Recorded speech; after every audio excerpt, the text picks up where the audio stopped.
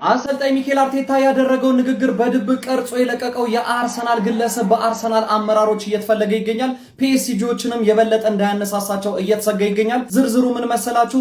እሁድ ዕለት አርሰናሎች የፕሪሚየር ሊጉ ሻምፒዮን ከሆኑ በኋላ አፍተር ፓሪ ወይም ደግሞ የምሽት ድግስ ባዘጋጁበት ወቅት ላይ እንደምትመለከቱት የክለቡ ተጫዋቾችና አመራሮች እንደዚሁም አሰልጣኝ ሚኬል አርቴታ ብቻ በተገኙበት በዚህ ድግስ ላይ አሰልጣኝ ሚኬል አርቴታ ንግግር ያደርጋል። ንግግሩም እንዲህ የሚል ነበረ። በመጪው ቅዳሜ የአውሮፓ ሻምፒዮን እንሆናለን የሚል ማረጋገጫ የተሞላበት አስተያየት ነበር የሰጠው። ታዲያ ይሄንንም ንግግሩን በድብቅ ቀርጾ እንግዲህ በሶሻል ሚዲያዎች ላይ የዘረጋው የአርሰናል ሰራተኛ አሁን ላይ እየተፈለገ ይገኛል። የአርሰናል አመራሮችም በዚህ ድርጊቱ ተበሳጭተዋል። አሰልጣኝ ሚኬል አርቴታም ያደረገው ንግግር ብዙ አላስደሰታቸውም። በሶሻል ሚዲያ ላይ ይሄ ቪዲዮ ከተሰራጨ በኋላም በርከት ያሉ የአርሰናል ደጋፊዎች አሰልጣኝ ሚኬል አርቴታ ከወሳኙ የቻምፒየንስ ሊግ ፍጻሜ በፊት የፒኤስጂ ተጫዋቾችና አሰልጣኞችን ይበልጥ ሊያነሳሳ የሚችል እንደዚህ አይነት ንግግር ማድረጉን አልወደዱለትም። ታዲያ ይሄንን ቪዲዮ በድብቅ የለቀቀው ግለሰብ ማን እንደሆነ እስካሁን አልታወቀም። እናንተስ ታዲያ የፒኤስጂ ተጫዋቾችን ይበልጥ እንዳያነሳሳ በተሰጋው የአሰልጣኝ ሚኬል አርቴታ አስተያየት ላይ ምን ትላላችሁ? ሐሳብ አስተያየታችሁን ኮሜንት ሴክሽን ላይ አጋሩኝ። እንደነዚህ የተፈጣን እግር ኳስ መረጃዎችን በቀጣይም ለማግኘት የፕላስ ምልክቷን በመንካት የሜዳ ስፖርት ቤተሰብ ይሁኑ። የፓሪስ ሰን ጀርሜኑ አሰልጣኝ ሉዊስ ኤንሪኬ ለአሰልጣኝ ሚኬል አርቴታ ንግግር ምላሽ ሰጥተዋል። በነገራችን ላይ ትላንትና ምሽት ሾልኮ የወጣው የአሰልጣኝ ሚኬል አርቴታ ንግግር አርሰናሎችን አበሳጭተዋል። እንግዲህ የዋንጫ ስነስርዓቱን አስመልክቶ ለአርሰናሎች በግል በተዘጋጀው ፕሮግራም ላይ አሰልጣኝ ሚኬል አርቴታ ቅዳሜ ደግሞ የአውሮፓ ሻምፒዮን እንሆናለን ሲሉ ያሰሙት ንግግር ተቀርጾ ሾልኮ መውጣቱ ይታወቃል። አርሰናል ይህንን ንግግር ወዲያውኑ ቢያጠፋውም በማህበራዊ ሚዲያ ላይ ግን ቶሎ ስለተዘዋወረ ቪዲዮ እንግዲህ በአሁኑ ሰዓት በጣም ተሰራጭቷል ማለት ነው። ታዲያ አርሰናሎች ይህ ንግግር ለፓሪስ ሰን ጀርሜን ተጫዋቾች ደርሶ ለማነሳሻነት እንዳይጠቀሙበት በሚል ከፍተኛ ስጋትን ፈጥሯል። አሰልጣኝ ሚኬል አርቴታ ያደረጉት ንግግር ግን በራሱ ምንም ችግር እንደሌለበትና ያደረጉት ንግግር ትክክለኛ እንደሆነ መድፈኞቹ ያምናሉ። ታዲያ የፓሪስ ሰን ጀርሜኑ አሰልጣኝ ሉዊስ ኤንሪኬ ዛሬ አርቴታ ቅዳሜ የአውሮፓ ሻምፒዮንስ ሊግ ሻምፒዮን እንሆናለን ሲል ተናግሯል ተብሎ ሲጠየቅ አዎ ሰምቻለሁ፣ እሱን ግን ቅዳሜ የምናየው ይሆናል ሲል ሉዊስ ኤንሪኬ ምላሽ ሰጥቷል ማለት ነው። የቃላት ጦርነቱ ተጧጡፏል። መድፉ አርሰናል ፓሪስ ሰን ጀርሜንን አሸንፎ ለመጀመሪያ ጊዜ የአውሮፓ ሻምፒዮንስ ሊግ ዋንጫን ከፍ አድርጎ ያነሳሉ። በብዙዎች ዘንድ በጉጉት የሚጠበቅ ነው። እኔን የምጠይቁኝ ከሆነ አርሰናል ቅዳሜ ለመጀመሪያ ጊዜ የአውሮፓ ሻምፒዮንስ ሊግን ወደ ካዝናው ያስገባል። በየዕለቱ ወሳኝ ስፖርታዊ መረጃዎችን ለመስማት የፕላስ ምልክቷን መጫና ፎሎ ማድረግ አትርሱ። ይመቻችሁ። አርሰናል ቨርሰስ ፒኤስጂ ነው የምልህ። ገባህ? የአምናው ጠላታችን በቀል አለብን። ድሃ በህልሙ ቂቤ ባይጠጣ ኖሮ ድርቀት ይገለው ነበር ትላለች። እንዴ ቀልድ ነው እንዳያስከው። ዱዌ፣ ክቫራትስኬሊያ፣ ኑኖ ሜንዴዝ፣ ጆዋ ኔቬዝ፣ ቪቲኒያ፣ ዴምቤሌ ምናምን ማንን የሚጠብቁ ነው የሚመስልህ? ወንድም አለ ቀልድ ነው እንደያዝ ነው። አርሰናል የቻምፒዮን ይኸውላችሁ። ለማንኛውም ይህንን ካነሱት ስለማያስቀምጡን የቋጠሮ ቀን ቦታና ሰዓት ተወስኗል። ሜይ 30 ጊዮን 9 ሰዓት ጀምሮ በር ክፍት ነው። ከሄኒከን ጋር ሄኒከን ያራዳ ልጅ ከሄኒከን ጋር በጊዮን ሆቴል ሜይ 30 ትኬታችሁን ቴሌብር ላይ ትገባለህ። ቴሌብር ላይ ትኬትን ትገዛለህ። እንቋጥራለን። እኔም እዛ እገኛለሁ። ይኸውልህ አያስቀምጡንም። እንደዚህ ዋንጫ ብርቁ አያስቀምጡንም። ለራሳችን ስንል ነው ምንቋጠረው። ለከተማው ሰላም ስንል ነው ምንቋጠረው። ጊዮን እንገናኝ ያራዳ ልጆች።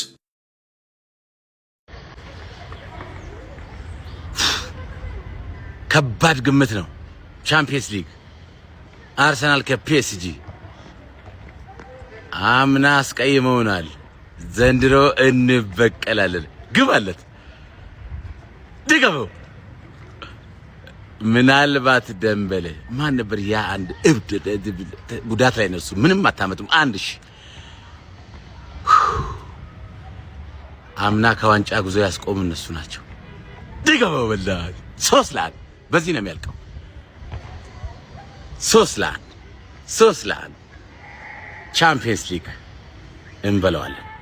ወይኔ ነው የተዳጋም በቃ ኋላ ይበላል ነው። አሽራፍ ሀኪምና ኡስማን ዴምቤሌ ቅዳሜ ከአርሰናል ጋር ለሚደረገው የሻምፒየንስ ሊግ ፍጻሜ ጨዋታ መጎዳታችሁን ታስታውሳላችሁ እና ሙሉ በሙሉ ወደ ልምምድ ተመልሷል። ለቅዳሜውም ጨዋታ ዝግጁ ናቸው።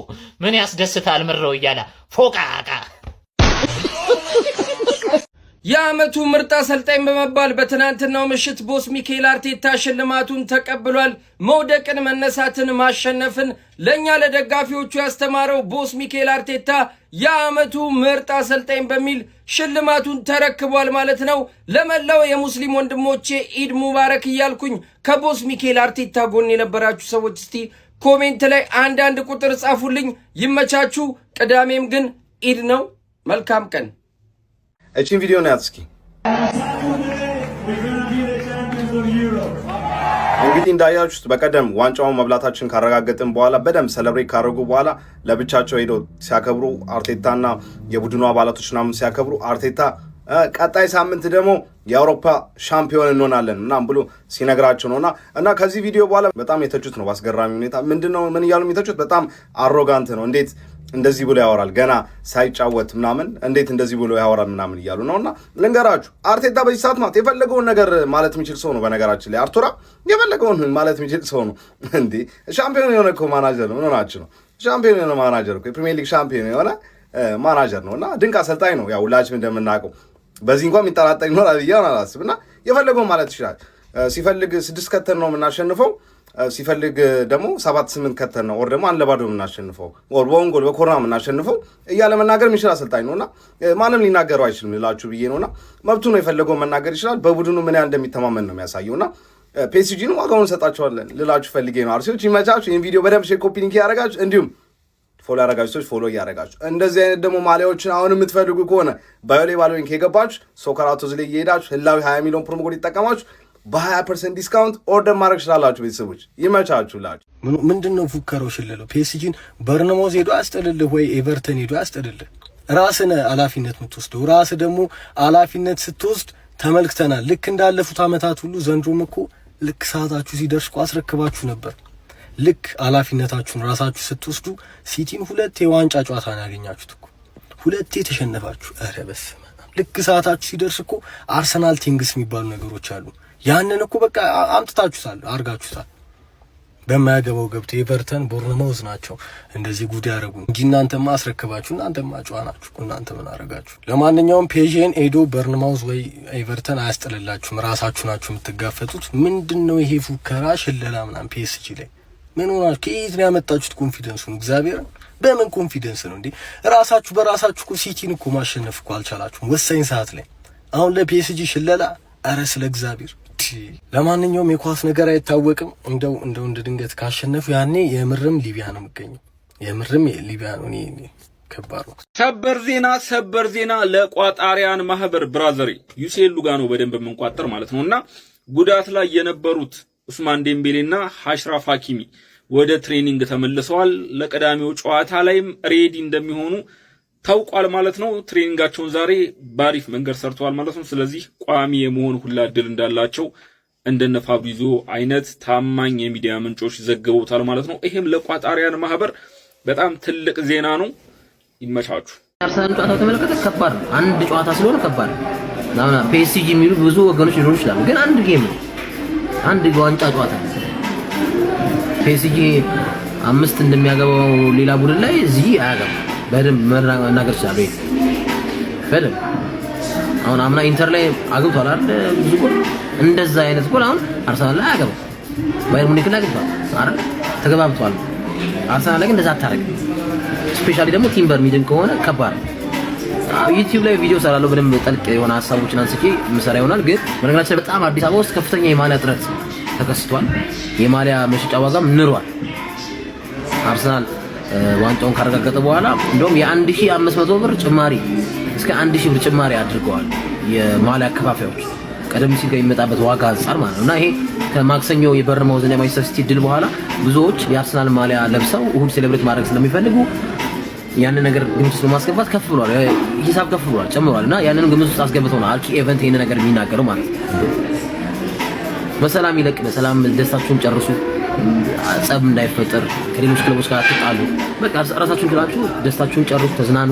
ብዬ ነው መናገር ፈልገውና ሰበር ዜና አሁን ላይ በወጣ መረጃ መሰረት ሚኬል አርቴታ የፕሪሚየር ሊጉ የአመቱ ምርጥ አሰልጣኝ በመባል ተመርጧል። መቼ የተለቀቀ ቪዲዮ ነው፣ በደንብ ኮፒ ሊንክ ማድረግ እንዳይረሳ። እንግዲህ ሚኬል አርቴታ ከ22 ዓመታት በኋላ ለክለባችን ፕሪሚየር ሊጉን ማምጣት ከቻለ በኋላ በዛሬው ዕለት የፕሪሚየር ሊጉ ምርጥ አሰልጣኝ በመባል ተመርጧል። ሚኬል አርቴታም ይህንን አዋርድ ማግኘት የቻለው ከፕሪሚየር ሊጉ የአሰልጣኞች አሶሲዬሽን ነው። የሚመቻችሁን የሚኬል አርቴታን ፎቶ ኮሜንት ሴክሽን ላይ እያስቀመጣችሁ ኮንግራ ማለታችሁ እንዳትረሱ። ነገ ደግሞ ሰፋ ባሉ መረጃዎች የምንገናኝ ይሆናል። ሰበር ዜና መድፈኞቹ አርሰናሎች የአስቶን ቪላውን እንግሊዛዊ የ23 ዓመት የፊት መስመር ተጫዋች ሆኖ ሞርጋን ሮጀርስ ለማስፈረም እንቅስቃሴ መጀመራቸው ተሰምቷል። በክረምቱ የዝውውር መስኮት መድፈኞቹ አርሰናሎች የፊት መስመራቸውን ለማጠናከር ፍላጎት እንዳላቸው በሰፊው ከዚህ በፊት የተገለጸ እንደሆነ ይታወቃል። ታዲያ ለዚህም እንደ መጀመሪያ አማራጭ ከያዟቸው ጥቂት ተጫዋቾች መካከል የአስቶን ቪላው የፊት መስመር ተጫዋች ሆኖ እንግሊዛዊ ሞርጋን ሮጀርስ አንዱ እንደሆነና ይህንንም ዝውውር ለማሳለጥና ተጫዋቹን ለማስፈረም አሰልጣኝ ሚኬል አርቴታ የዝውውሩን ሂደት ከፊት ራሱ እየመራው እንደሆነ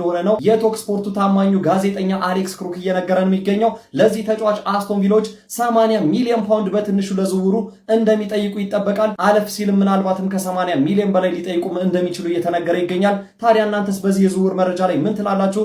ሞርጋን ሮጀርስ አስደናቂ የውድድር ዓመት በአስቶን ቪላ አሳልፎ አሁን ላይ ወደ መድፈኞቹ አርሰናሎች ቢዘዋወር ትመርጣላችሁ? ሀሳብ አስተያየትና ምላሻችሁን ኮሜንት ሴክሽን ላይ ያጋሩኝ። እንደነዚህ አይነት ታማኝነት ያላቸው እግር ኳስ የዝውውር መረጃዎችን በቀጣይም ለማግኘት የፕላስ ምልክቷን በመንካት የሜዳ ስፖርት ቤተሰብ ይሁኑ።